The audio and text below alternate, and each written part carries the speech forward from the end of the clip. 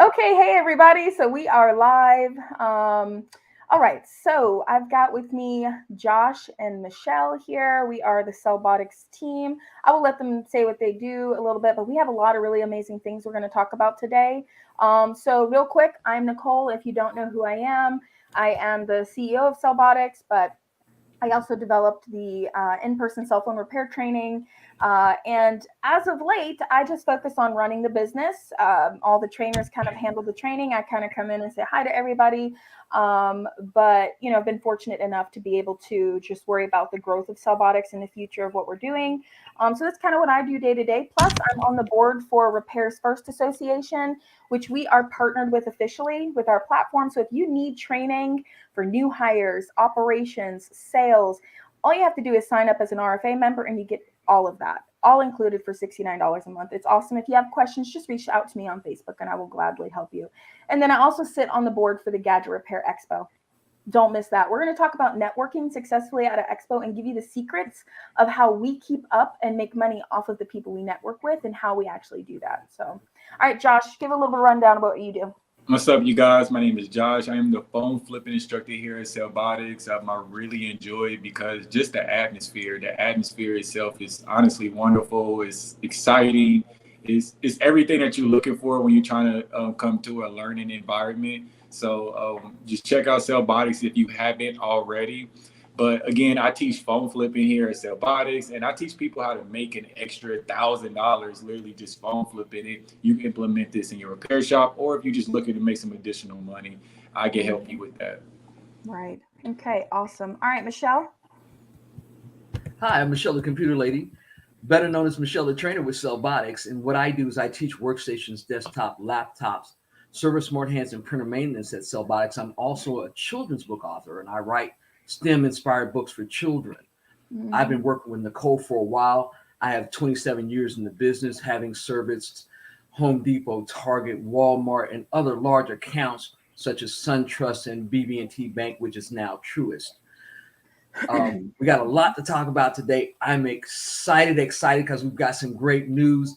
Yeah. Nicole and I have been working together for the past 6 years. Mm-hmm. We met and it was just synergy. And so we feed off of each other. But today I'm like stupid excited. I cannot wait to share this news. I know. Oh my God. When she told me the other day, I was like, yes. Because it's something we've all been waiting on. But I'm not going to crack that egg yet. Nicole, back to you. You sure? Okay. I mean, I could let you do it. You're so excited about it. Well, you know, this is something that people have been asking us for a while. Mm-hmm. Because a lot of people would like to attend CellBotics. They would. Right. Mm-hmm. Yeah. But having to come out of pocket up front can be challenging, especially when you're either starting a business or either want to go to work for somebody to get the necessary skills. Right. Well, today, come on, give us a minute. Yes, we have secured financing for our courses. Yes, that is right. We have financing. I had a guy call me the other day before this happened, and he's like, "Do you guys have financing? I would love to come to your, I want to start my own business, but I just don't have it right now with COVID and everything else that's going on." Mm-hmm. And so Nicole and I have been talking about this over the years and trying to procure financing for our students. We have it. Oh my God, I am so excited because this is going to allow so many people to help start their business. And the cool thing about this lender, you don't have to be in business. They've waived that. They know how important it is, and they know the fact that we're doing hands-on and we're creating successful people with this. It's a no-brainer. Right, and let's talk about that real quick, right? Let's talk about it. Some people I know, they're saying, who's starting a business if they don't have money? Okay, but listen, we get people that have money. It's not that they don't have money. It's that the training and startup fees are a big chunk of your capital. So if you can get financing for that and use your capital, your cash flow on what you absolutely have to pay for with cash. That's what some people don't understand. It is normal for businesses to hold debt. As long as you plan that debt properly, okay? Thank you, whoever you are supporting. Thank you so much. It's not it's not about I'm broke, no money. Let me go take a loan and try to start a business. It's like, okay, I've got a nice savings, which we're going to talk Right. about financial planning for opening a business. We're about to talk about that. But if you say, okay, I've got, 10 grand in the bank cash, I want to start this business. Even, some people's minds, that's not even enough. For me, I feel like it's enough. If you do it right, I did it with less. Okay. And you get financing to do your startup and you have a low monthly payment, you can cover that and make sure you plan properly with budgeting, right? To cover that fee, right? And we're going to talk about that, but I don't want any of the naysayers out there. When we say financing, we're not trying to get people that are poor, broke, have no money to get financing to come to class. We're not trying to take advantage of people. We're trying to give them another option so then they can use that cash that they have for things that they just can't get financing on, renting a space or Yep. getting a truck or renting an office or whatever, however they're going to start, right? So I just want to be clear about that. Honestly, just picking it back on what you say, basically they're leveraging, the fact that you can finance to make even more money. This is something that typically businesses do every single day to be successful businesses, and having that opportunity to literally finance, to learn repair or to learn computer repair, to learn phone flipping, all of these different things you can make money off of immediately. So then it might get to the point to where you're starting to pay back the finances through the hustle, through what you just learned. And from there, that's how you start a profitable business. But we're going to get into that a little bit. We are going to get so in detail. So a little bit And about while we talk about that, because always remember, for the folks that are listening out there, in our courses, we teach you the business part of it. We teach you how to set up an EIN. We teach you how to set up a business. We teach you how to market. That's part of the course. And so part of that is not only do we know that you need to have those skills, but having the hands-on training and those skills to help you further your business and help you not only start, but to grow. Yeah, and I want to talk about you have There's a comment on here, okay? Ramin, I'm not trying to point you out, but you made a comment, and I love this comment because a lot of people say, why don't you just train people for free in return for a share of their business? I want to talk to you about something called skin in the game. Okay. If people were honest all over the world and never took advantage of anybody and didn't make choices based on impulse and didn't not put their all, then all the world would operate so greatly. But there are so many people that don't stand behind their word. They take trainings, they don't implement like they're told to. We tell them step by step what to do and they don't do it. They don't have skin in the game, so they're so easy to drop it, right? And so no, that doesn't work, or more companies that do training would do it. It just doesn't work. It's not a model that works because you don't have skin in the game. I'm sorry, it just wouldn't work. Okay. People be like, today I'm going to try to open a repair business. They'll teach me for free. And then I just have to give them a piece of my business. And then they just would give up when the shit hits the fan. Right. It's always going to get hard. It is always, so, all right. So the second thing is we have some new packages coming out. So keep an eye out for that. We really can't talk about it too much right now. But just keep that in mind. Also, the third new thing I want to talk about is our RFA, Repairs First Association Partnership. Please do not miss that. I've included a lot of our online courses. It's an easy $69 a month. We're doing operations training, sales training, repair training. You get discounts. RTO Mobile is paying your $69 a month fee. You get to sell ACO. If you are a repair store watching this and you are not a member of Repairs First, reach out to me and I will break this down to you. Okay. You will change your mind once you talk to me. Okay. All right. So, hey, Ahmed's watching. Hey, Ahmed. All right. All right. So next, does mindset affect your business? Oh, absolutely. Definitely. Absolutely. I mean, let's take a go. Mindset not only affects your business, it affects your whole life. Mm-hmm. I'm a cancer survivor, right? And I live with sarcoidosis daily. Been living with sarcoidosis for 12 years. And I had a hip fracture. Now, I could have succumbed to any of those things by not having a positive mindset.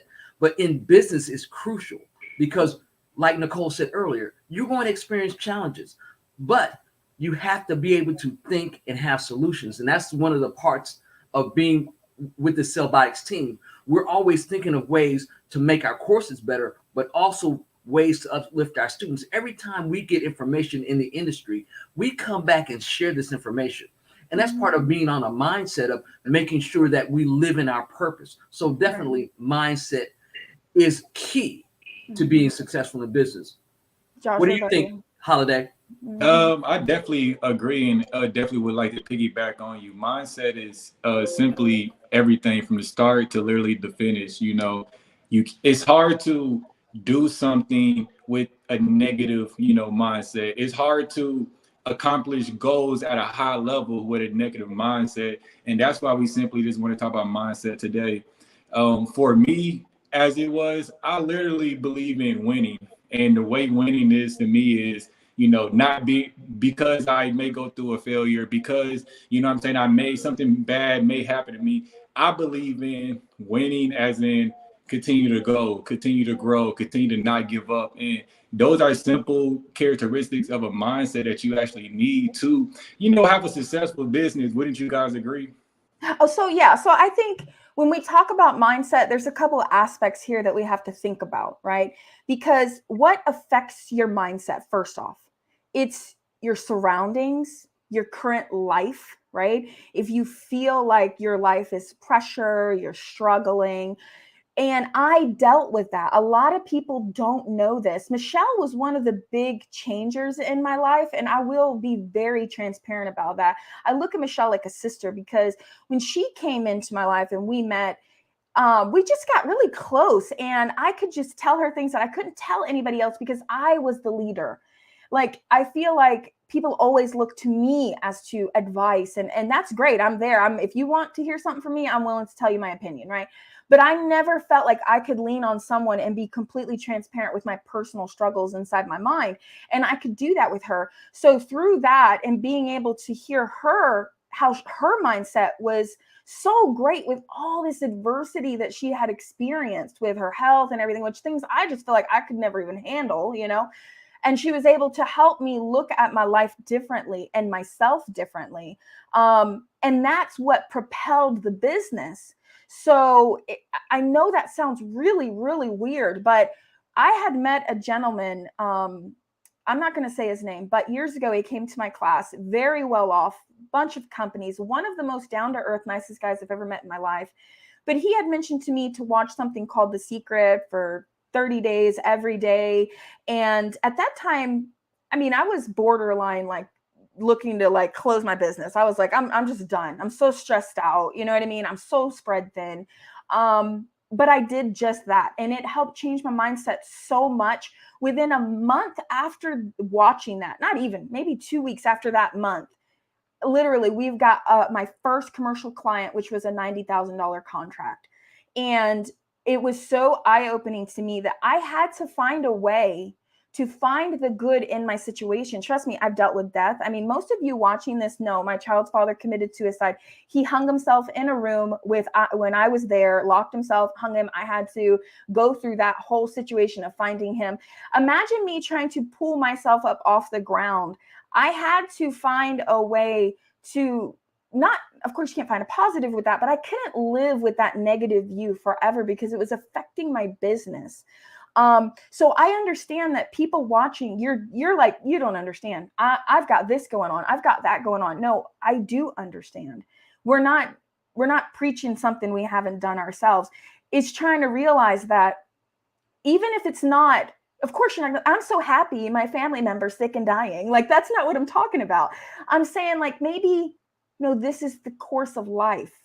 Things like this happen. Like, you can just say to yourself positive aspects and then let that feed into your business. When you do a repair and something goes wrong and you lose money, instead of being like, oh God, this is just terrible, I can't do this. Why don't you say, this was a learning experience for me. Thank God I learned it. That's all you gotta do. That's all you literally said. That's all you. And I'm glad you said that, because even in class, this is what I talk about. I was like, you break it here, you won't. Once you learn, you won't break it again. You won't ever break a customer because it's something that you learn. But the thing about mindset is not only in the positive, but being able to think. A lot of people don't think. And I talk big about being able to think in mindset, because the only way to grow forward And that's why we have coaches, and that's why different people coach you on different things. And we coach our students because not only a positive mindset, but the value and purpose mindset. Because you have to value money and know its purpose in your life. Not that money is everything, but that the use of money and how you can change your life and your family's life, and how working your purpose is going to, number one, show everybody that the mindset that you're in. Now, I have a coach that I had called Lucinda Cross, and she wrote a book called The Big Ask. And it talks about not only mindset, but making sure that you write these letters in order to affect the change in your mind where you are and where you want to go. And so there are a lot of great books out there.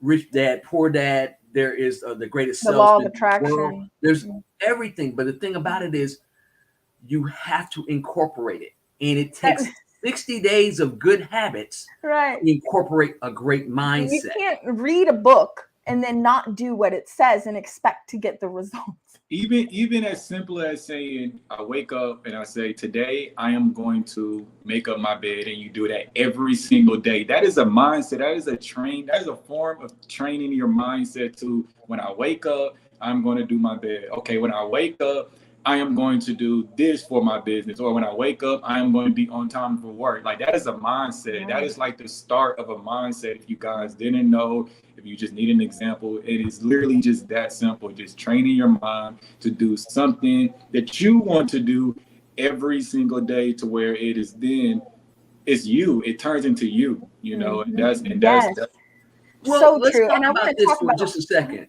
Yeah. Because when we talk about mindset, we had a graduate, and we're going to just put the initials DE. I kept after him every year. I kept after him every month. Hey, have you put your flyers out? Have you done all the things that we've told you to do to build your business? Because we even bought him to some mindset and success coaching trainings that we went to. Remember when we went? Yeah, we brought him to Tony Robbins. And so I finally got him and pinned him down, because he's like, oh, I got this job at the post office, but I'm still part-time, but I'm working full-time hours. And so he made all these excuses. I'm like, today you need to put the flyers out. Today you need to do the audits. The first time he put his flyers out, he got 100 hits, 100 calls for people to come and for him to look at their computers. He wasted a year. That was during COVID too. Yeah, he wasted a year. He wasted a whole year just dragging his feet, because our mindset for a lot of people is, I need a steady paycheck. I can't lose paycheck. I need a steady paycheck, instead of knowing that you don't have to chase money. If you value money and you value your purpose, the money will come. Let's talk about money for a second, because the word money to some people is a trigger word. When they think of money, they think those people, that person, that type of person, and they're not included in it. So if you can't ever imagine yourself as someone having money, you won't ever have money, and money will always evade you. Guys, I grew up really poor. I need to stress this. If you're watching this and you struggle at all with finances, and you don't have to tell anybody, you know who you are. You need to think, when I think of money, do I vision myself as having it? If you don't, you need to fix that. Like me now, money just feels natural to me. But 6 years ago, no, money was not natural to me. I felt like I always had to get it. I felt like I was always grabbing for it, and like it was always running from me. So you have to change the way that you view it in your mind, because your mind will actually project what you believe. So if you believe it is true, that's what that saying means. If you believe it, then it is, because that's what happens in your life. You will see what you believe to be, and so we won't spend any more time on mindset, because I know some people get tired of hearing about that. We can probably go on all day about it. The next thing we want to talk about is financial planning for starting a successful business. You guys want to go first? I'll go last. This is literally how I started my successful phone flipping business, you guys, like literally. And for the How'd you do it? Yes, literally, like for the guys that didn't know, it looks different for everybody. So the blueprint, you could definitely change this blueprint, but you know, if you're starting from the bottom, I'm talking about people from starting from the bottom, you know, have no idea which direction they even want to go, but they know they want to make additional income and you have a job, I will literally just keep working a job. And you have to be disciplined enough and have that mindset of, I'm gonna put away X amount of money every time I get paid to save up X amount of money every time I get paid up, because I'm financially planning to learn how to phone flip. I'm financially planning to prepare for Michelle's class. I want to take Nicole's class. How can I get there? I don't have it right now. If let's say if you didn't want to do the financing, we had the financing to make it way easier though. Yeah. But financial planning for me was looking like just saving my money, just literally saving money and having a discipline to not touch that money, and just having a plan for how I actually want to use that money to make more money. You know what I'm saying? Things like that. So that's pretty much what I did for a consistent 6 to a year to 6 months. Josh, let me ask you this, because people do now. I feel like it starts through childhood. So like my daughter, who's 14, can save like nobody's business. Like she puts money away, but that's because I started very little. That money, you don't, even if you don't have money, you don't touch it. You know what I mean? So what do you think helped you? Were you taught those skill sets? Because I wasn't. So were you, when you grew up, who taught you you can put money away and no matter what, you don't touch it? How do you do that? Honestly, you guys, life taught me it, because I value, you know, like Michelle was saying a little bit, I didn't grow up with the most money, so I know how fast money could be taken away. So I guess I was taught how fast money be taken away, and I value to the fact that like, okay, Josh, like I'm working super hard for this money. Like think about you guys, we're putting in 8 to 10 to 12 hours working for this money. So we want to be able to use this money for our own personal use. And I just had to I just sucked it up, and I just, you know, start putting my money to the side. Like, you know, I just had to self-teach myself this, and I had to. It's a lot of discipline. It just takes a lot of discipline. I'm not going to sit here and say like, hey, I didn't go into there. Right. Sometimes I did. I'm not gonna lie. Sometimes I did, but it wasn't a lot, and it wasn't frequent. I think it's maybe literally 1 or 2 times for emergency use. But for the most part, when you're financially planning, you got to it got to be serious. You got to make a contract with yourself. Yeah, and I'm gonna let Michelle go, and then I'm gonna actually give you some real ways that you can keep your money to where you don't use it. So go ahead, Michelle. Well, I grew up with the worst financial planners in the world. My mom and dad were terrible. My mom was writing checks to catch a check to catch a check. That's the stuff I learned. And I decided that I never wanted to be poor, and that I got into careers, or I went into careers that would make me poor. And I had examples of entrepreneurship, but they weren't doing financial planning. That came later, because for me, financial planning was, I knew a mistake that my parents made when I was little. And, you know, I was like 12. USA Today said Chrysler stock went down to 50 cents a share. Well, I went to my parents with the paper and it's like, you guys need to borrow $2,000. And they're like, no, we're not doing that. What are you talking about? That's just not going to happen. We are not doing that whatsoever. But my mom was like, you're a smart kid, state your argument. And I'm like, we're military people. The military, all branches use all the Chrysler and Dodge vehicles. They're not going to let them go under. I promise you. But they wouldn't do it. They just couldn't believe in it, because they had never done stocks and bonds. Now I have stocks and stuff like that. I've had for a long, long time. And so if they had have done it, literally, we would have transferred $300,000 of generational wealth that we didn't get to transfer. We have some because, you know, we got into home buying and this, that, and the other, but not the generational wealth we could have built on. Right. But that's a risk. They are afraid of risk. And a lot of people are afraid of risk. And I understand that, because when you live check to check, there's not much room for risk. Risk can leave you in a homeless shelter. And trust me, I completely get it. When my mom went through a separation with my stepfather when I was about 10 or 11, my mother literally slept in a car. Like she dropped us off at her friend's house and was like, I need a few weeks to get a new house. I'm going to sleep in the car. I don't want the kids sleeping in the car. And we stayed with our friends. And my mom literally slept in the car with the dog for weeks and saved working at a gas station. So I would say for saving, I will tell you what kind of helped me. So if you guys, most of you probably heard of Dave Ramsey. He talks about not getting in debt. So, but what it helped me do is I had to realize, okay, what he's saying is true. Some people don't need to be in debt, but as a business owner, there is a natural okay to have some debt because you're working with that debt to earn money. But what I did in my personal life is it helped me pay off everything. I use the paper format. So I have the envelopes, right? And as a business, you're like, but you're not taking a check every week. You don't know what you're going to take. Well, eventually you will. Right now, you're kind of living deal to deal, repair to repair, sale to sale, flip to flip, right? But it won't always be like that. But you can still say, every flip I do, I'm going to take 30% of that and I'm going to save it. I'm going to take 10% and pay it to my credit debt. I'm going to take another 15% and put that back to my business. And you create these little envelopes where you kind of put this, I feel like cash or savings accounts, right? So I've done it both ways. I have about 8 checking accounts. I have multiple savings accounts where I kind of drop money for different reasons. But then I used the paper method in the beginning because it really prevented me from spending. A debit card can get out of control. Yeah. But when you open that envelope and you just see $20, that fast food looks way different. You know what I mean?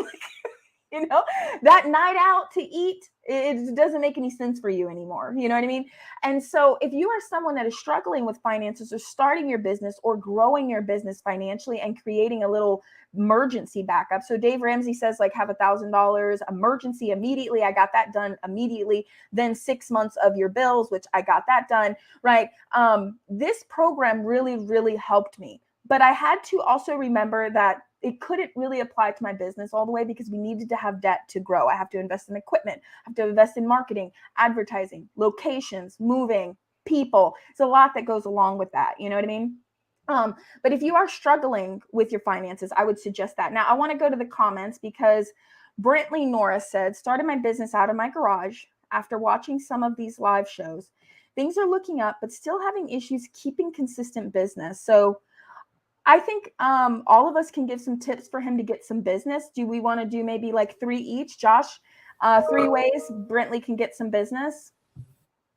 Think positive. You will get some business. Mm-hmm.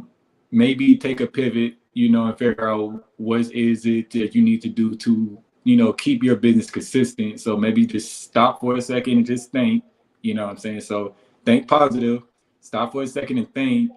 And my third one would be, honestly, you just need those 2. I'm just going to go. Need those 2? You Okay. just need those 2. Maybe some ads, some paid ads. Yeah. Yeah. Well, but those things are important. I'm going to start it out real easy. The first thing I did, because I had a business in Vegas before I met Nicole and before I worked for corporate America. And what I did was, number one, I did the demographics of my area. I studied what people. And Michelle, this still applies to this day. So we're not talking things. Oh yeah, but I'm just right now. But even now it still applies. Okay. So you need to see what your demographics are, the area that you live in. The other thing is you need to audit your neighborhoods. The people that need your services, do they know about you? Because that's half the battle. Even if you don't take out an ad, you could literally put flyers in your neighborhood, visit locations and say, hey, I've got this business so-and-so, and create business to business contacts as well as business to consumer contacts. Nicole, what about you? Yeah, so I could probably go on about this for hours. There's so much that you can do, but it causes you to have to do a lot of movement and have dedication to it because there's not one fix to getting steady business. I will tell you that you need to make sure that you show up everywhere. So like the shirt I'm wearing right now, on the back of it says, stop me, ask me to fix your device. Okay. So when I'm walking through the store, I always keep my hair in the front so people can see the back, right? people will just randomly walk up to me and say, that's a funny shirt. Hey, I got a broken phone in my pocket, right? And as a mobile technician, that's really important. Even as someone who owns a store, you can do this. Even if your employees work for you, you can do this. Make sure they have cards with them when they're off. They can just say, I'm off work, but here's a card. You know what I mean? Because they don't want to deal with that when they're off. But that right there alone will make sure that you are, even when you're walking around your neighborhood, in the grocery store, you're at the local oil change place, people are seeing, oh, okay, look, there's this business, there's this guy that's doing this. Making sure that you show up on your Facebook group. So look up all your Facebook groups, reach out, make some posts. If they delete your post, reach out to the admin of the group. Hey, I made a post about my local business. Yeah, you know how I feel about digital cards. Okay. You forget you put people in your phone when you use a digital card. But go to those admins of those Facebook groups and say, look, I made a post about my local business. I'm just wondering why it got took down. They may say, hey, this isn't about business.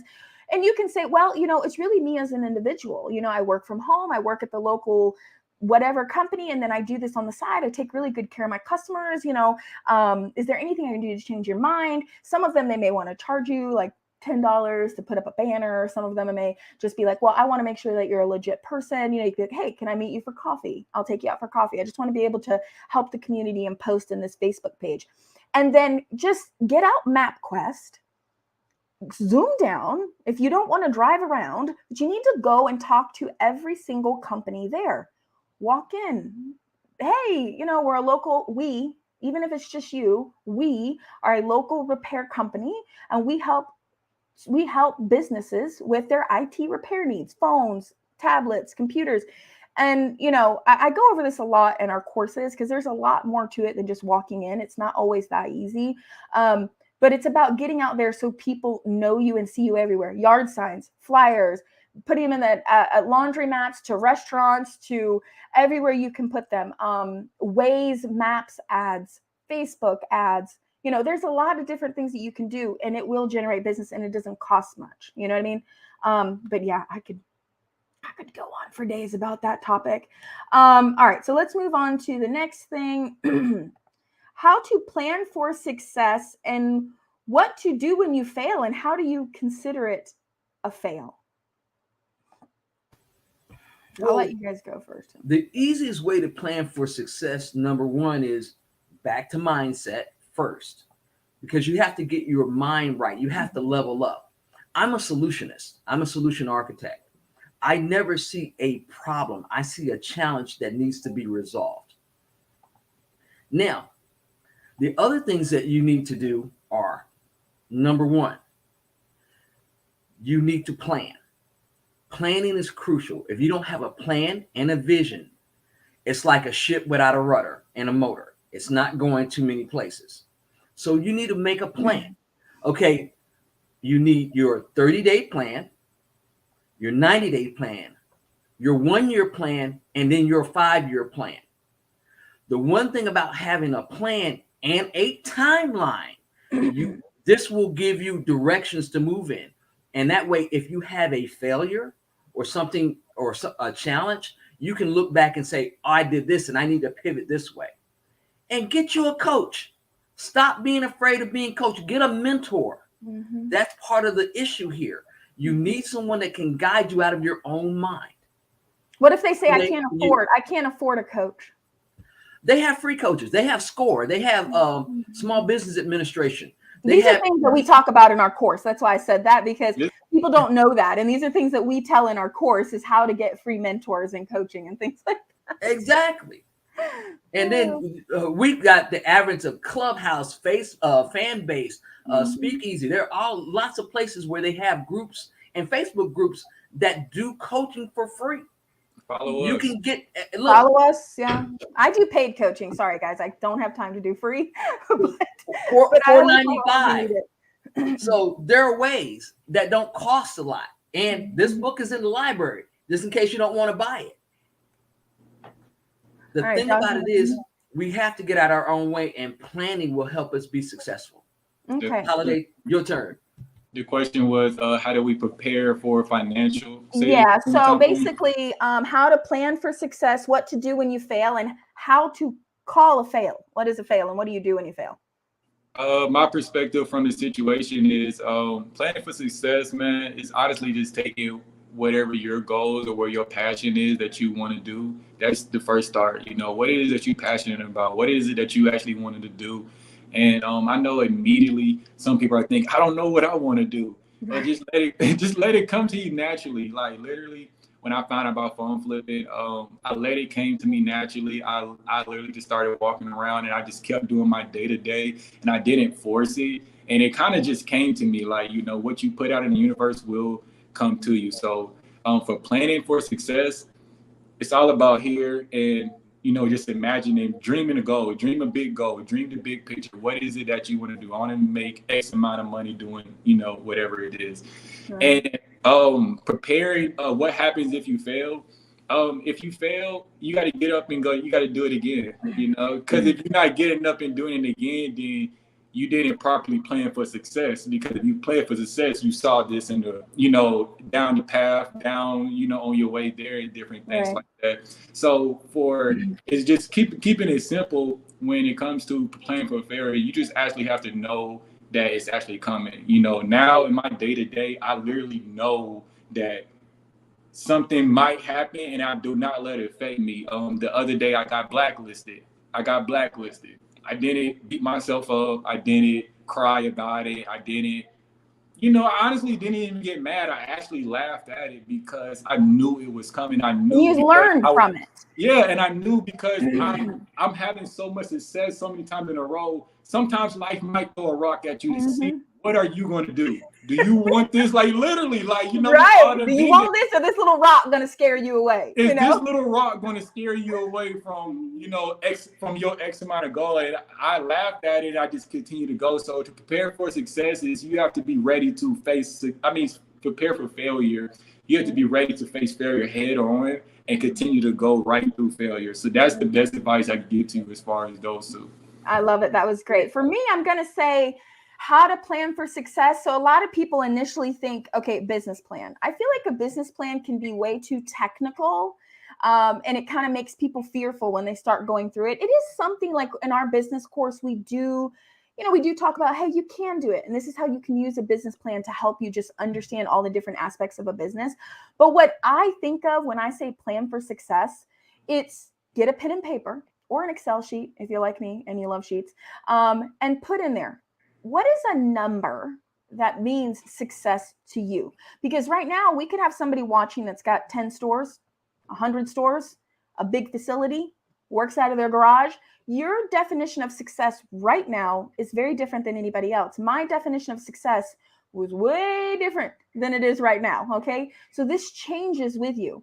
So write that number down. Okay. So let's just say for an example, I'm going to use something small because I assume that a lot of people watching this are starting because that's kind of our YouTube following, right? So let's say, you're working from your garage, you're working a full-time job, and you also want to offset your income. So say you need to make an additional $5,000 a month from your home so you can offset your job income to maybe take back on some hours and focus more on your business, right? Because this is a process. You don't just jump in at one time. Now you can if you have money in reserves, but if you are a check to check person, you don't just quit your job and start your business. You have to do both. Yeah. And people say, but what about my family time? Oh, I don't work after 6. I cook dinner at that time. No, I'm sorry. Sorry, ma'am or sir. You're not in that place right now in your life. You need to sit down and have a talk with your family. I'm going to be working most every day, all day. I'm going to see you these hours, but then I'm going to be working really late and my phone's going to be ringing really late and I need you to support me. And if you have a good spouse or whatever your situation is, they should support you because you've addressed you've addressed the issue that's going to happen. You're pre-telling them, you're telling them what the goal is. It's for the family, it's to make your life better, have more things, right?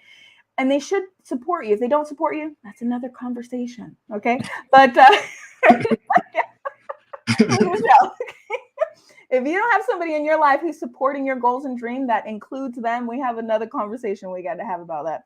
So say that you want to make an additional 5,000 out of your garage. If you have a store and you want your store to make 50 grand a month revenue or 100 grand a month, you can do the same thing. Okay. Divide that by the average profit, revenue you have per repair. I say don't include any parts expenses. If you're talking about with Josh, with flipping, don't include like the cost of the device. Just say if I'm going to average $80, right, per device that I flip or repair, right? Of course, you still have your, if you've got rent or something like that at a space, you've got that. But let's just say generally speaking, right? Then I say divide that by 80. So that's 62 items, divide that by 4. That's 15 flips or repairs a week. That's all I need to do. And if I break that down to days, and I say 7 days because yes, you need to be working on Sunday when you start your business. 7 days a week, as many hours as you can, you are going to work on your business. And that's the only way that you're going to be able to get it to succeed. If you set boundaries to that, you're going to struggle with your business. That's either 2 repairs or flips on computers, phones, gaming systems, flipping phones, whatever, a day, just 2. And you have now generated an additional $5,000 in revenue for yourself. Okay. That for me is planning. So then I say every morning when I get up, when Josh talked about getting up in the morning and saying what you're going to do, I love that he touched on that because I spend a lot of time on this in my business course. When you wake up, you need to have a routine. Okay. Today, you need to write it down. Today, I'm going to get 2 repairs. I didn't get 2 repairs. Okay. Tomorrow, today, I'm going to get 2. Guess what? Eventually, you're going to start getting 2 repairs a day or 2 flips a day. Right. And so that's how I plan for success. Now, what do I call a failure? Me, I don't believe that there are failures. I got rid of that mindset years ago. That was a part of me that had to leave. It had to go. You have to, and I know that there's people on YouTube that talk about this. There's TikToks about it, but I want you to hear me. If you're watching this, there is no fail. It is only a learning opportunity. Okay, that's it. If it didn't go the way you thought, pivot. You don't have to give up. You don't have to, all of a sudden your world is crumbling around you and it's just, but you also, me and Josh talked about this. You also don't want to put yourself in a financial situation where one issue leaves you in a homeless shelter. Okay. That's not smart either. We don't want you to do that. If you are living check to check and you can't even save $10, you have some life things you need to address. You have an income issue, a spending issue, a environment issue. Something is going on in your life that you need to fix it before you start a business, because one mistake, you're losing your house. Well, that's just not doable. You know what I mean? Right. So yeah, there's that kind of failure, but I don't think there's any failure. Even if you lost your house, I wouldn't say it was a failure. I would say you need to learn how to manage this better and your life needs to be different. It's like me. People think I live in this big, beautiful home. I say, I live by Hartwell Lake. And everybody just instantly think, Nicole lives in the rich area of Hartwell Lake. No, I don't. I bought a property, $80,000 with 4 broken down houses on it. I remodeled them with my mother by ourselves. Okay. And that's where I live. And I live mortgage free. I don't pay any money to anybody. My family lives in each house. Why did I do that? Well, because for me, I needed to feel comfortable. I needed to know that I didn't have to pay a mortgage every month. But what did I sacrifice? I don't have a 3-story house with a Mercedes. I make good money. I save a lot, but I'm worried about that generational wealth, So you have to learn to sacrifice keeping up with the Joneses. So many times I see someone talking about, I'm struggling to do my business, but they live in a huge ass house. They're driving a brand new car. They have the latest phone. Where are your priorities? You know what I mean? Priorities. Yeah. I probably could talk about And that. that's big. Priorities. That's the biggest thing. Yeah. Because one thing I know, and I'm going to just talk about my own priorities. I was in corporate America. I was making a lot of money. I made really good money in corporate America. Bought cars and a house and this, that, and the other. But I wasn't really saving. And you know what really turned it around? When I had breast cancer. Because even though I saved money, like I had folks that didn't save money. I had folks that died and, we had to, I'd come out of my pocket for 3 or 4 funerals. Easy. So I had folks that weren't saving money. The other part of that is the people that you surround yourself with. It's easier for me to save money now more than ever because number one, I started hooking up with Nicole, and we had some of the same issues growing up without money, this, that, and the other. And we're like, well, and we started both looking at Dave Ramsey, and it's like, but the cool thing about Nicole, she's younger doing it. I started over again. I'm divorced. I left the house. I left literally $100,000 in equity. So I'm starting all over again. And so the point of it is just because we had the adversity doesn't mean that we didn't learn from it. Right. It's never a failure. And I love that you said that, Nicole. It's always a challenge and a solution. And so, you have to, you can't, because we only have a few minutes, about 15 minutes. I just want to say, because I know someone right now out there is watching this thinking, but you don't understand how hard it is for me. I have to say that this is almost teeter-tottering on depression. You have to realize that you're so invested in the sadness that you can't even find yourself out. And I understand that people struggle with that. Listen, I did too. I've been a single mom for almost a decade. Okay, trust me. I've had my nights where I'm like, what in the hell is the meaning of life? It's rough. Okay, so I understand when you're like, I can't even get out of bed, right? That's a different type of mindset issue. You need to seek help. Don't get so down that this is literally like your life. You know what I mean? Like, you have to see past what's going on. Okay. So I want to talk about one more thing. I know, Michelle, you were talking, we just have a few more minutes. Generational wealth. That's right. Cal said, I appreciated that. I needed this, right? Well, thank you. We're glad that we could help you.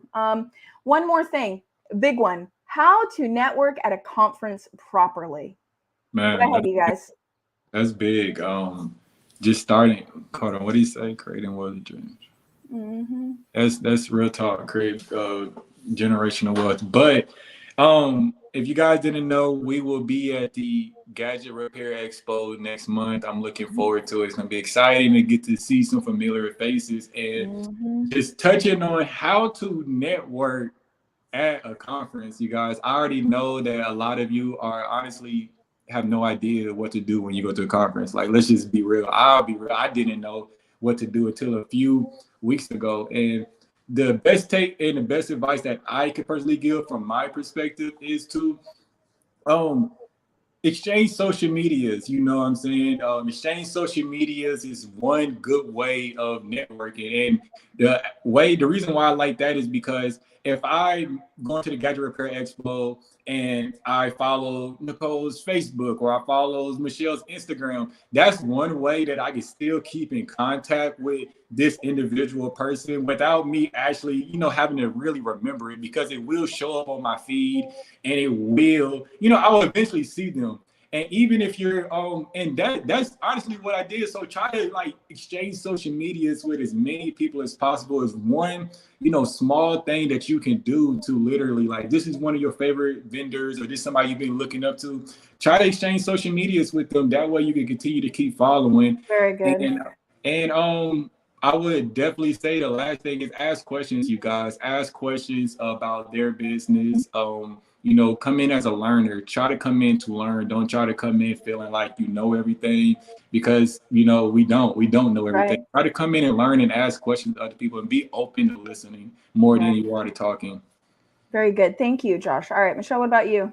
Well, the other thing is get out of being afraid of meeting people, because a lot of times it's fear, false explanations, altering reality. So the problem with that is a lot of people are, oh, I'm shy. Hi, this is my business, or hi, I want to learn this, or hi. That one hi, because people, the one thing about expos, people want to tell you about their business, and you can learn not only what they do, but ways to make money that you didn't even know that existed. Because they might be, oh, well, we have this and you can buy phones for this amount, and you never knew that existed. That's why you want to go from table to table to see what their business is, what their plan is, and how you can integrate that back into your business to make more revenue. Because I teach you 8 ways to make money. But there is even more because Nicole teaches other ways to make money, and Josh, his system of ways to make money is different from what I do and teaching the ways to make money. Mm-hmm. That's why we always have to communicate. Mm-hmm. I do it even when I'm not at Expo. When I go to a grocery store, I tell people what I do. You talk to everybody. I'm like, I wish I could just have a piece of your personality. I mean, you on Clubhouse is like, I can't believe I had to convince you to get on Clubhouse. And now you did. You're like a master of Clubhouse. I'm just like, this is crazy, you know? That's awesome, Michelle. Yeah. I know Michelle has been planning to put together a course on how to speak to people, which I really love that because she's just so good at meeting people. I would say for me, there's a couple things that I do. So I am big on paper cards, and I will tell you why. These QR codes are great, scanning people and then adding them to your phone. The issue is that you forget you add them to your phone. But there is a company, TrackPoint, that is Repair's first vendor. Okay, you actually, when you scan the QR code, it drops an app on your phone for them, which I love because you can physically see it. I used to scan people's QR code, and then I would just forget their names, and then they're in my phone, and I didn't even know. So what I do is I love getting paper cards. If they don't have a card, I will write their number down on something. I know you keep showing that, but if they put it in their phone, they're going to forget. Okay, so I take a paper and I write their name and number, and I drop it in a Ziploc baggie that I have in my bag or whatever I'm carrying with me. When I get back to my office, I have a spreadsheet that I use. So I basically put their name, number, email, company information, and then I have dates, boxes for dates that I actually reach out to them. So I have an email I send out, or I have one of my employees, they know how to do it. They send out my emails. And then I track communication back and forth. And it also makes me see if a expo helps me monetize. So I track really carefully what I learn at expos, who I meet. And I want to find, okay, I learned about this. I'm going to implement this because of that. That happened at this expo. Now, do I go back to that expo? And so that's how I show myself where I need to be going. Like next year, I'm not going to a ton of expos. Okay, I'm going to the Gadget Repair Expo, and I'm going to a couple others. But the problem is that I found that I didn't benefit from some expos like I should have, depending on the money I put in to be there. Okay, I learned some things. Maybe I met a couple people, but those fizzled out. I didn't have any. And I consider value in connection based on if we just communicate. Sometimes you meet someone at an event and they won't even communicate with you. They don't even get on the phone with you. Well, that counts as a loss to me. If you won't even communicate with me, then that doesn't have any value to it. You know what I mean? So that's how I track my connections. And then just randomly meeting people in the aisle, even if they're not at a booth, just you're standing around. Hey, how are you? My name's Nicole. What do you do? Always lead with a question about them.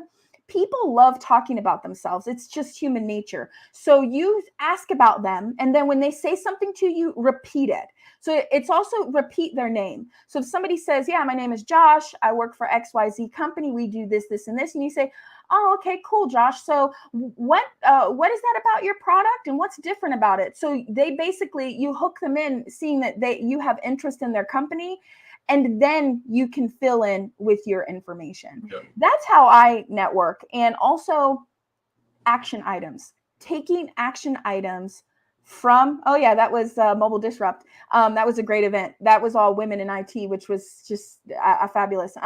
So is tracking to-do action items. When you go to an event, have a to-do list set on your phone. Every time you hear something and you're like, dang, that was awesome, pull the to-do list and write it, okay? It could just be a thought, a method, a service. Make it, literally, when I go back from a show, I've got a list on my phone. Okay, this guy said this statement. I'm going to use that. This guy sells this. I'm going to use that. So you basically have an action item list, because so many times I see people go to shows, learn all this stuff, and then it's like nothing ever happened a few days later. You know, it's a waste, right? Take action. Yeah, you got to take action. He said, I need to get to an expo, but my job hours won't allow me vacation PTO yet. I get what you're saying, Cal. Maybe work some extra hours and plan that money for those days, and just financial planning. Financial planning. Yeah. Got to plan this. Mm-hmm. Expos will change your life. I mean, especially if you're in this industry, if you're in repair, you need to be at the Gadget Repair Expo, hands down. But yeah, so those are just 3 things that I do to make sure that shows are really, impactful. Now, I will tell you, because I'm on the board for the Gadget Repair Expo, I'm actually working on having QR codes on the slides. So when you can, from your phone, when you're sitting in the audience, you can actually scan the QR code and it's going to give you an action item list from that speaker. So you're going to take that with you, right? Because I'm so tired of going to expos and having people talk at me and I don't know what to do with that information. Like, sure, you just talked to me in a half hour about a topic, but what do I do with that in my life, right? So my goal, I don't know if I'll be perfect at it this year. I'm definitely going to learn from the feedback that people give us on how those to-do lists and action lists do. And we'll see, how I do better next year. But it's a goal that I have, right? So that's what I would say about shows. Let's see here. Cal said, my financial planning sucks, but you can't fix what you don't acknowledge. Isn't that the truth? This guy is really wise, man. You already going to another level just from what you just said. That's right. All right, so we're gonna go ahead and jump off. Do you want to say anything else before we go? Financing? Do you want to come to our course? Yeah, we have to continue to remember this is new for us, the financing part. Now, I teach you 8 ways to make money as a computer hardware repair technician. Nicole teaches you 8 or 9 ways to make money. Josh teaches you 5 or 6 ways to make money. So between us, you've got almost 20, and this is not counting Tabitha because she has the gaming but I will tell repair. You, in repair, there's a lot of ways to get customers. So when you talk about making money, sure, you're repairing things, but we give you 50, 60 ways that you can cultivate clients. So I really want to stress with that.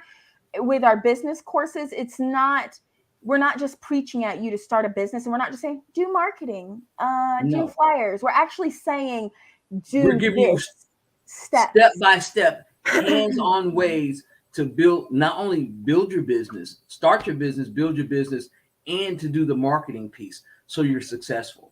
And it's so much more than marketing. So we give a lot of that, and there's just not enough time on this live to talk about it. There won't ever be enough time. That's why you have to come to class. Right. But the stopping point for a lot of people were, we've got money that we want to come to class. We've got money, but we also need money to level up, because we also teach people you don't have to have a brick and mortar to start a business.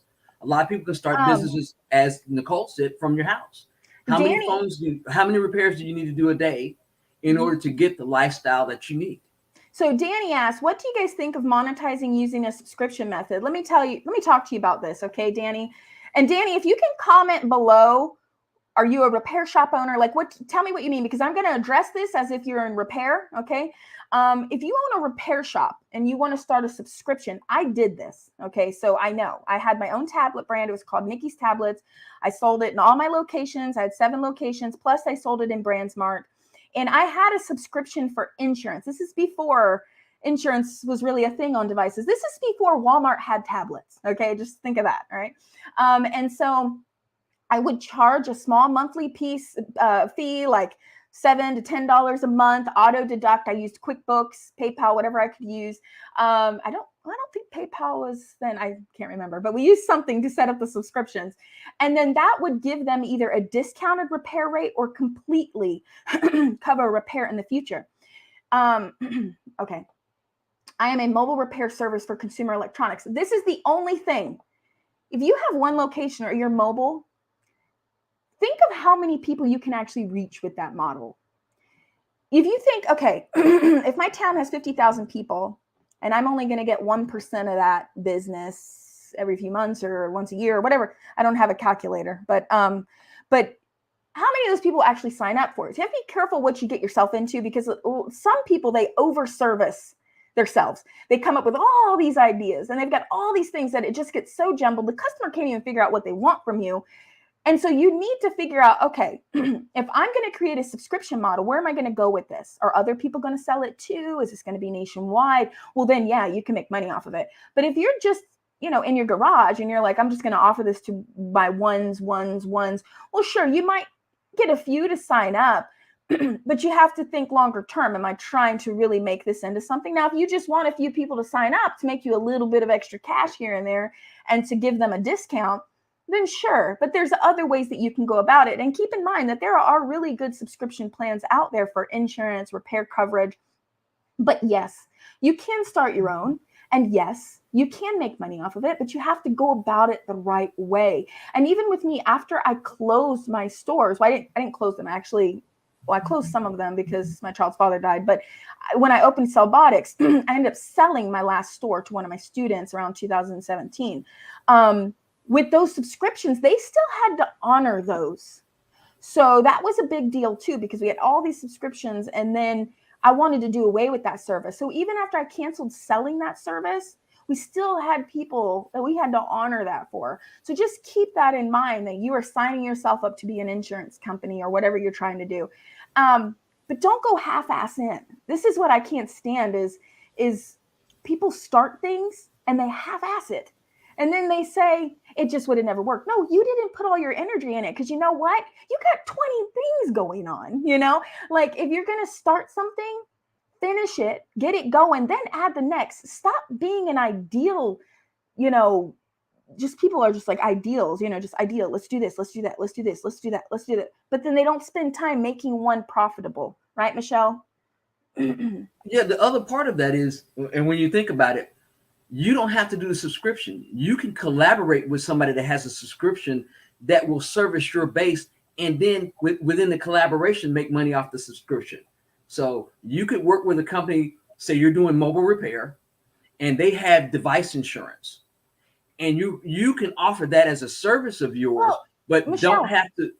Go ahead. If they are a Repairs First member, if you are a mobile tech, okay, and you sign up for Repairs First, you can, I believe, well, I don't want to quote, okay, but I know that RTO Mobile said that you can offer financing through them. They will pay your $69 fee. Plus, you're going to get all of these discounts. And I'm going to confirm with Brian Ahern, who handles, it was like just amazing. He works with all the members individually, okay? And I'm going to talk to him about Akko. I don't know if you can sell Akko as a mobile tech. I don't think you can. But, you can offer financing as a mobile tech. You can get discounts for vendors to cover, and it would cover the $69 fee. But reach out to us, Danny, if you're interested in this. I want to find out if there's some way I can help pair you up with an insurance company or something. But remember, Danny, don't stretch yourself too thin. Focus on what you're doing and making that really, really good, and grow it and monetize it. And then you start adding things. But what happens is sometimes what we're currently focusing on isn't getting there fast enough. So we start trying to think of other things, and then it just dilutes this even more. And so you don't want to do that. If you're a mobile tech, you need to really double down on that. Okay. Think of Terminex. When you go to a Terminex website, there's a picture of a truck. Like, people expect you to be mobile. Right? You need to build that brand recognition in your area. You need to show up everywhere. You need everybody to know who you are. Your brand is, flyers everywhere. Talk to every company. Talk to every cell phone store in the area. Do they need a backup technician? You need to really focus on this. My business is a mobile service company. I'm not just a dude fixing your phone out of my car. I'm a mobile service provider. And I talk a lot about this in the business course that we have online. Is the mindset of what is a mobile service provider. It is a fee extra. It is a convenience service. Michelle, I know we've talked about this before.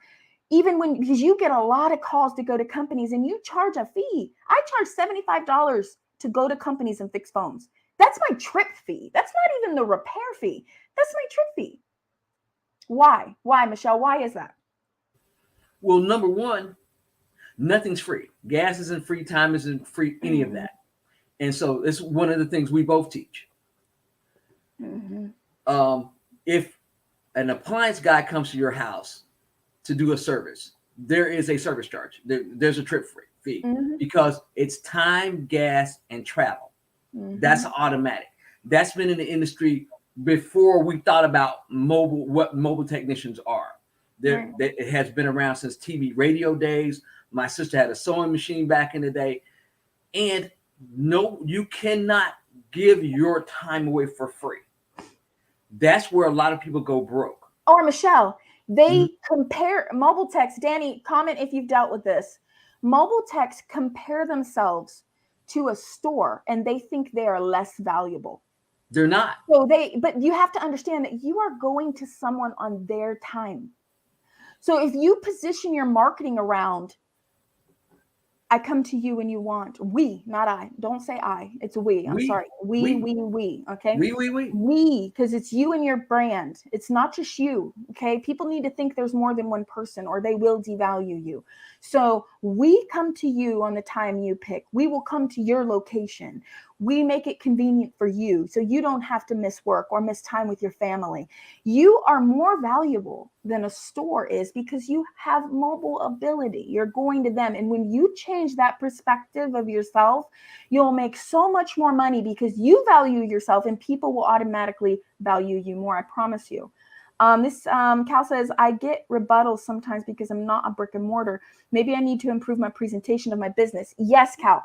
So your whole, listen, I go so deep into this in my business course. So the whole problem why mobile techs are not successful is because you need to understand that when somebody walks into a brick and mortar, what happens?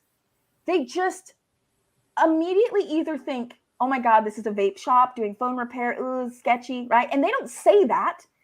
It's subconscious. Okay. It's based on factors in the environment, the smell, the colors, the crowdedness, where things are hanging, right? When somebody walks up to a franchise cell phone repair store and it's bright and clean and things are organized, they're subconsciously, their mind says, we can trust this company, right? When you're mobile, the very first moment they encounter your business, they need to realize you're a mobile service provider. So your online presentation and the way that you show up is extremely important because they are judging you from the moment they see you. What your Google business page looks like, what your website, how it flows, the logo, how it looks, the modern look of your website, how easy it was to contact you. What did you sound like when the phone rang? Was there a waiting music when they called, like a business, right? Are you using Google Voice? This irks me so bad. Stop using Google Voice. Get Grasshopper. Do something like that, right? Make it professional. Upload a tune. You can get a $5 freaking music tune that says your business name in it. It says, please hold, we're getting the iFix Tech on the phone. And then when you pick up the phone, it's like, hello? No, it's iFix Tech, how can we help you today with your mobile repair service? Because it's perception and they need to trust you. Then they are not going to negotiate with you. I don't have that problem with my mobile business. I had a mobile business. I never had that problem with my mobile business because I treated it so professional. So you are right. You need to improve the business overall. No matter where somebody hears about you, it looks, feels professional. And when you show up, your vehicle, if you don't got a wrap, that's fine. But it needs to be clean. Your vehicle needs to be clean. It needs to have magnets on it. You need to show up with your shirt tucked in, logo on, hat, right? Put some booties on your feet if you're going in their house, right? If you're going to meet them in a public place, I'm here to fix your phone. We're a mobile service. Keep saying that, mobile service provider, right? Because it's professional. I'm not just a dude out of my car fixing your devices, which people are going to always negotiate with you, right? Well, this is what I did, and because I had my business out in Vegas, and the guy that I was in business with, it was his model first, and I came in, and so I had to literally change everything that he was doing. I said, number one, we don't do anything for free. Diagnostics cost, trip charges cost, because that's the only way that people are going to respect you in the industry. My time isn't free. I tell everybody that comes to my course, time is not free. I don't even give my family free time. If I'm coming to fix your device and you're my family, you have to pay me. Right. As long as you set the standard and you're consistent, you will get consistent results. Yeah, you've got to let these people know as soon as they see you, you are a professional business. Now, Brentley talks about word of mouth. Word of mouth is really big. You want to propel that, hey, you refer someone, I give you $5, whatever, but we are over our time. So we're going to go ahead and get off of here because I have another call and I'm going to be going. You have another call and I have to finish. We went to InvestFest and I met up with Chase. And so it's got really good news and I'll have really good news for you guys. We've got a big All right. launch coming. That's something separate from CellBotics, because I write books for kids. Yeah. But I'll tell you about it. So be Mhm. looking out for a lot of things that come from Nicole and I, because together, even though we run separate businesses and we work together, we have a lot of great things and a lot of great knowledge to pass on. Nicole, I love you. I love the fact that we have financing now. I know. Go to me our too. website if you've been wanting and looking at taking our training. And the only thing that's been hampering you is that you don't need a big old hole in your budget for training. We have it right now. And I also want to remind you, we have free stuff, CellBoticsOnline.com, and that'll put you into our email list also. We don't spam. We actually, when we send things, it's actually valuable stuff. We don't just spam your inbox. And we're not just trying to get you to buy a course. We actually are sending things, right? So we have a lot of free things. So you mobile techs that are watching, or even if you have a store, go on over there. I mean, we've got our ebook about making 10K a month, and we've got a free budget template for those of you that are having financial planning issues, customer interaction tracking, which I'm really big about doing. You've got to do that. Master your business, some tips from us about how to master your business. And then some tips on repairing properly.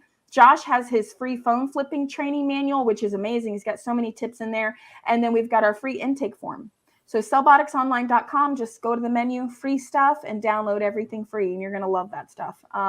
Again, if anybody has questions about Repairs First and the membership and the partnership that we have, reach out to me. I don't mind talking to you. Or you could just go to repairsfirst.com, and we will see you at the Gadget Repair Expo. All right. Thanks, guys. Thanks for watching. All right. Bye-bye. Bye-bye.